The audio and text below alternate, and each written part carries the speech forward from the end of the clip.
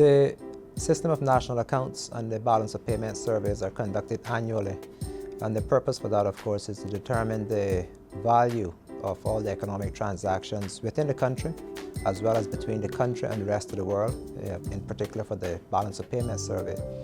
And the information is derived from both surveys, from within the private sector, and information within the government's own financial records, and also surveys within the households.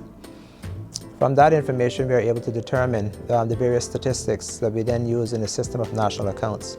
Some of those would be the gross domestic product, which you would hear us refer to as GDP. That enables us to track the size of the economy, the rate at which the economy is growing, the sectors within the economy that are performing best, and perhaps those industries that may not be performing as they were in previous years. And from that, the government is then able to make an informed decision as to how to assist, where to allocate additional spending, or what policies would be implemented to shore up those sectors, or to perhaps assist other sectors that are developing.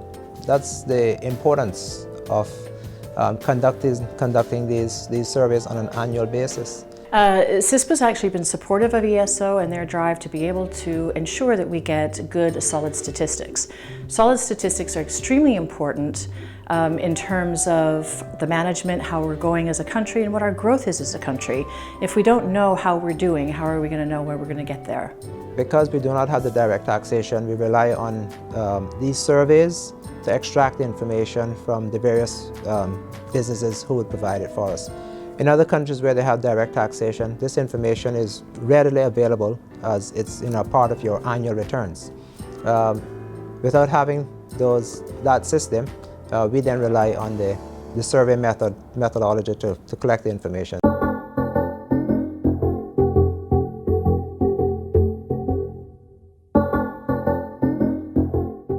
So it's really important for the small to medium-sized businesses to participate in that, because they are the drivers of the economy. You've got a lot of large businesses and they understand the importance of statistics, but really the small and medium enterprises, those are key, and our numbers and their numbers are actually key to us finding out exactly how well the Cayman Islands are doing.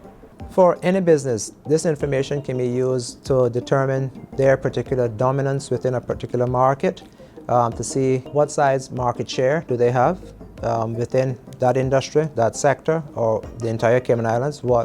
How much are they contributing to the government or the economy as a whole? So it's useful for the business in that they can use it to determine their strength or their opportunities for growth.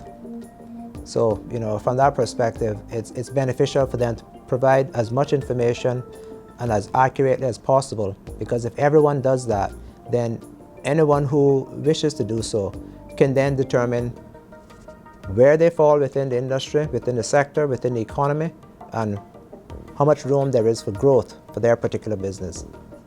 Please give us your full support. The information is treated in the strictest of confidence. It is not subject to the FOI law. No one can request this information through the FOI process. And the information that you provide to us is not released on an individual basis.